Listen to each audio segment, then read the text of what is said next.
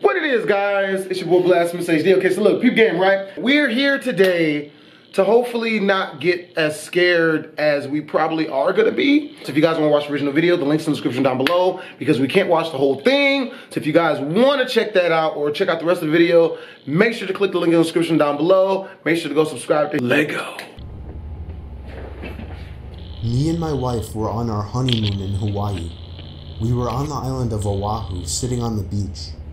My wife got up to go to the bathroom, and when she got back, she told me that there was a creepy man watching her walk into the bathroom, and when she tried to walk out, he blocked her path.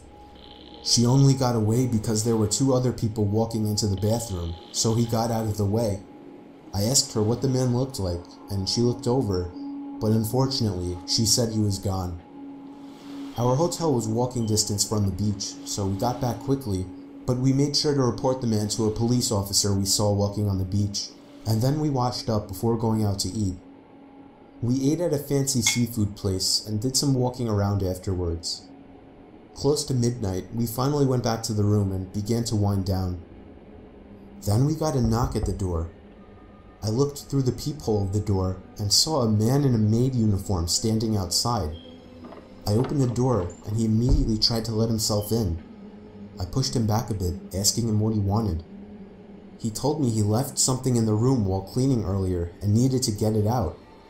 The only thing, we left a do not disturb sign on the door all day. Then I noticed he was making eye contact with my wife. My wife then screamed, "That's the man." I didn't understand at first, but it was too late for that. The man had already lunged at me, holding my throat with one hand while reaching behind himself with another. He pulled out a knife and started swinging at me, and if it weren't for my wife coming over and smashing his face with the lamp, I would have been as good as dead. The commotion drew out all the inhabitants of the neighboring rooms. One of the women started freaking out and screaming, making the situation worse. We called the police, and so did the hotel. It turned into a huge, horrible scene, but we were just happy to be alive. Yeah, that don't sound too horrible to me, man. Y'all got his ass. We were questioned when the police arrived, and some of the other people around us claimed to have witnessed it all. We still don't know what kind of intentions this guy had, but if I had to guess, I would say he wanted to get to my wife. He must have been one very dumb person to think he would get away with something like this in such a public building. I mean, he kind of got pretty far. He did have on a maid costume. He did get in the room, you know what I mean? And the dude wasn't much protective for his wife. The dude didn't stop him good enough. That's why I say when I get in this situation, I always grab the balls and pull. No homo. Kinda homo. Late night delivery. I'll never forget this night. The pizza place I worked at was about to close, and I was getting ready to go home when the phone rang. I was working the counter alone that night, so I was taking calls. I picked up the phone. There was complete silence, so I hung up. About a minute later, the phone rings again, so I pick up again. Still silence. I was about to hang up again when I heard the very weak and cold voice of an old woman on the other end. She said she wanted a regular pie delivered. Nope. I remained polite on the phone, but on the inside I was screaming. I just wanted to get home and end my shift. I called out to my boss that somebody is requesting a delivery. He told me I had to go. I was upset at first, but I realized it's another tip, and the old ones usually tip the most, so I decided it was okay. I took down the address and told her I would be there soon, but she had already hung up. Bruh, I used to be a pizza delivery guy for a little bit. It was only for like a month. I don't miss jobs like that, man. I got treated like crap when I was a pizza delivery guy. I thought that was rude, but I ignored it and yelled to the chef that I needed one regular.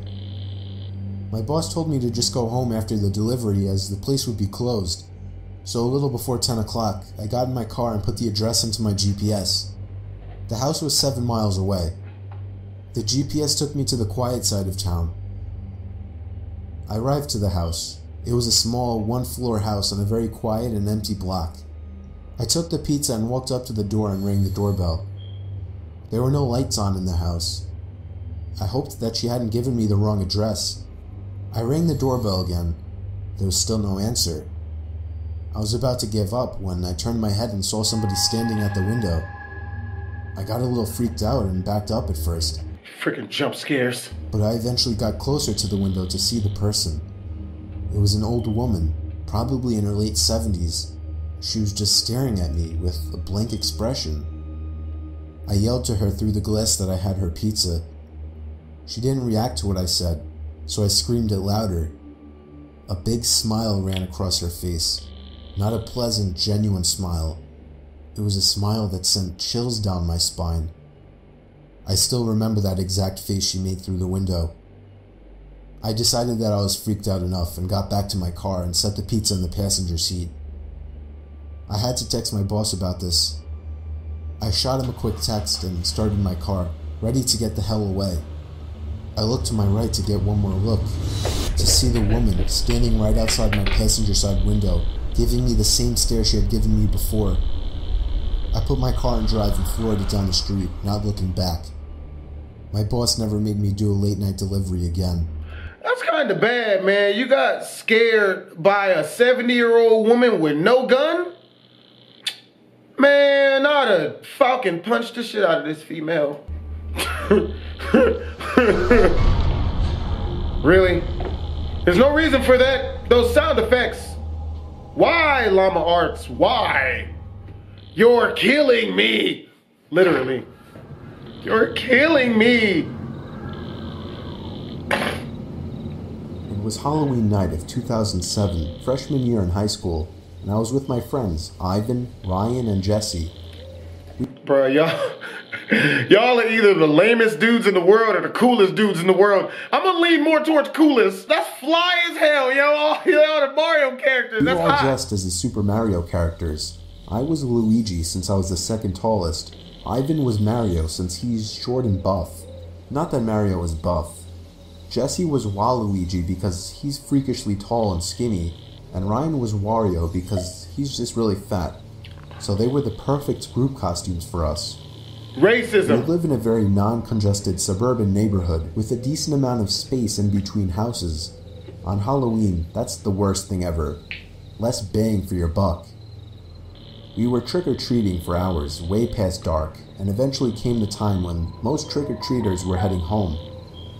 My feet started to hurt, and I had to constantly switch arms for holding the now 10-pound pillow sack of candy, but we planned on going until our bags were completely full. I still go out on Halloween and get free candy. A lot of the houses by now weren't answering anymore.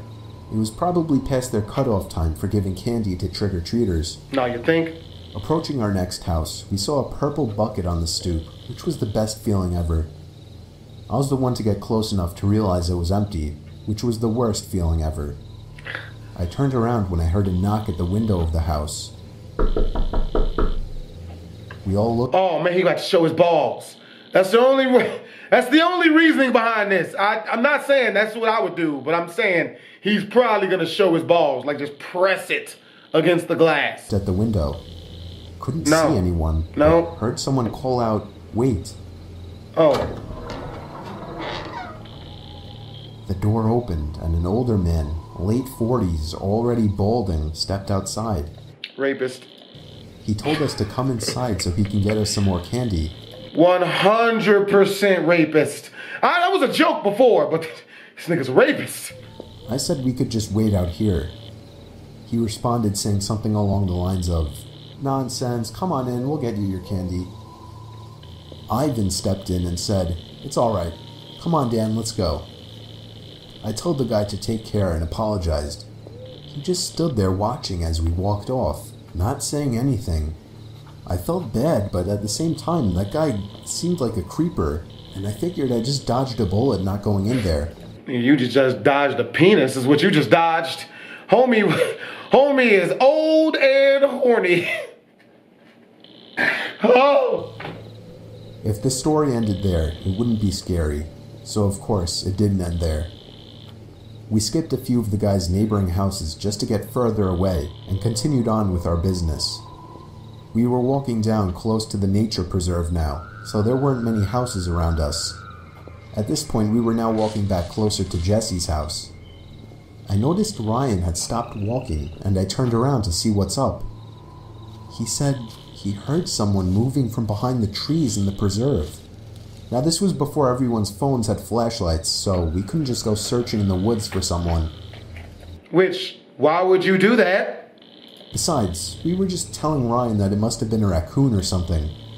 You may think this is a bit of a cliche, but when things like this happen in real life, you always assume the more logical possibility.